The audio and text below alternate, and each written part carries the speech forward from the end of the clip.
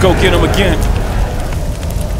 What's going on, fragrance family? Welcome to another unboxing first impression video on my channel. Today we are delving into the brand, the designer brand of Ralph Lauren, and this fragrance right here, Purple Label. I'm late to the party on Purple Label. It's been on my wish list, we'll say, and Ralph Lauren as a brand, and I'll be completely honest here, they're on my radar, but they're very low on the totem pole. Unfortunately, it's not a brand that, there's a lot of other more exciting brands per se. Maybe it's just a brand that doesn't click with me. This one right here, ever since I started on YouTube, there was always a buzz on this particular release, but you can hardly smell it anywhere. This thing is hard to find. Some say it's hard to find, some say it's easy to find. I think it's harder to find. You won't find this where they sell Polo Blue, Polo Green, Red, among others. This is available at certain places. This one was rumored to be discontinued probably over 12 times since my time in Fragcom. I always felt like every year or second year it'd be like, oh, Purple Label, it's discontinued, it's out of stock. The availability of this particular fragrance comes and goes for some reason. It has a nice little cult following. I like those type of fragrances. There's a reason why people love these fragrances and keep talking about them. So this one kind of gives me, there's just enough hype on this release from those little group of people that love it for a collector like me to pull the trigger blindly. And that's what I did. I actually got this at fragrancex.com, coupon code ROBES08. I bought this thing about a year ago. It's February of 2022. So finally unboxing it, finally back to my YouTube thing, and I can unbox it and sniff this thing on camera. That's the whole point. And I found it on Fragrance X, which is odd because this thing doesn't, and when I say doesn't, someone in the comments is gonna say, yeah, it does. Well, obviously it hits discounters once in a while because I got it on Fragrance X. So this one highly compared to a Bond number 9 that had also a hype train, which is Bleecker. I never got the hype on Bleecker. I still don't get why people absolutely love Bleecker.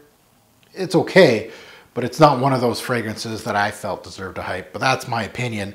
So if this thing's compared to that, I'm gonna be underwhelmed. So let's unbox this one. Let's see what I get. Let's see if I can open it first. This thing has been sitting and it's hard to open. I guess that's what happens. There we go. All right. So a very nice touch here with the box. It's actually a nice box. And now I got cellophane all over my hands. And there it is. There's the purple bottle. And beautiful, actually, you know what? Understated bottle, but a nice touch to it. I like the RL on the cap. Purple.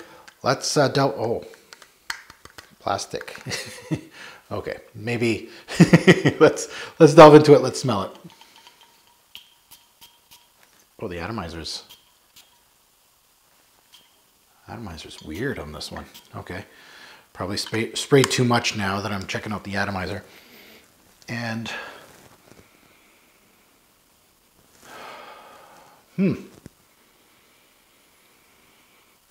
this does not, doesn't open like Bleecker. It does smell purple. Has herbal tendencies, so there's some herbs in this. There's a little bit of again, a lot of people talk about the blackberry or the berry note in this. No, there's some heavy herbal tendencies to me. It's green, but it does have that, it has a fruitiness, but it's very much more herbal than fruity. Like I can, a little musky. Honestly, well, this atomizer's trash. Why is it spraying like that? That was weird. But yeah, it's got a berry note, of course. Herbal, some musk, some woods here, but really, oh, there's a slight orangey feel too. At the end of the day, bleaker. I don't get bleaker out of this. Maybe I'm wrong. We'll see. I haven't worn my Bleecker Street in a long, long time, but at the end of the day, what can I say? Worth the hype? No. I'm not in love with this. Yeah, it's got a mandarin, berry, lots of herbs. I kind of feel like this one is a, yeah, very safe, signature scent, business suit kind of guy, like a guy in his 30s, 40s, 50s, 60s that goes to Ralph Lauren and gets a Ralph Lauren suit, and they pick this up because it's safe. The berry's not big and punching like a lot of people sell it as, like a big blackberry. No. A lot of herbs. Very safe. So underwhelming. Yeah, I'd love to be on the hype train. Just can't do it. For now, for my initial impression. Bottle's kind of nice, but then you get to see like this plastic. I'm sure I could rip this off. This black plastic piece is loose. But it's a nice looking bottle. But at the end of the day, underwhelming. Good, yes. Constructed well. Maybe it's not what I expected. I don't know. Do I feel like these two are alike? No, I don't. Maybe just because of the reference of the berries. I don't know. I feel like this one goes more herbal than anything. But I'm looking forward to wearing this one more as the scent of the day, see what the dry down gives me, things like that. So I'm not going to, again, this is an unboxing first impression. And that's what you get from me. Sometimes I'm on the hype train, sometimes I'm not. This time I'm not. I don't think it's a terrible release. I think it's an okay one. But yeah, I could have gone without this one, honestly. But it'll be a nice collection piece for my Ralph Lauren collection.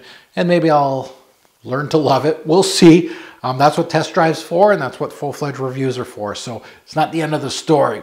So now that you heard my take, I'd love to see yours in the comments below. It's going to be polarizing now. I know the ones that absolutely love this are going to be bashing me in the comments, but it is what it is. And as always, a great or poor fragrance will make a lasting impression. Choose your scent wisely. Thanks for watching, YouTube.